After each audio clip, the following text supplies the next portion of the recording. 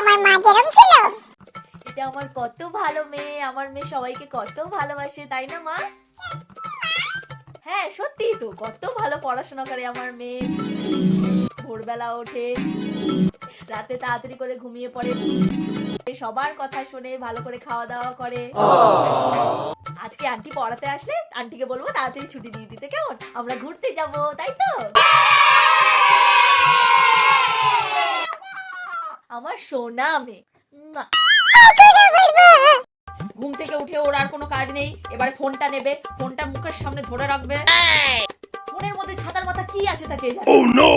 আজকাল আবার বাথরুমেও ফোনটাকে নিয়ে যায়, তারপর এসে মাকে জ্বালাবে, খেতে বসলে ফোন, পড়তে বসলে ফোন, এই ফোনটাই যত তোর কাল হয়েছে। উফ মা, তুমি জানো আগে তুমি কত ভালো ছিলে, এই তোর জন্য আমি খারাপ হয়ে গেছি। সারাদিন মায়ের সাথে কোনো কথা নেই, আরো ভাবে যে মাটা বাড়িতে একা থাকে, মার সাথে একটু কথা বলি, তা না। ঠিক আছে মা, বলো কি বলবো? না না বলো, এতক্ষণ ধরে আমার মাথা খাচ্ছিলে, বলছিলে আমি নাকি তোমার সাথে কোনো কথাই বলি না, নাও এবার বলো। সর এখান থেকে, এখন এসছে কথা বলতে। হ্যাঁ, কথা বলতেই হবে না, থাক তুই তোর ফোন নিয়ে।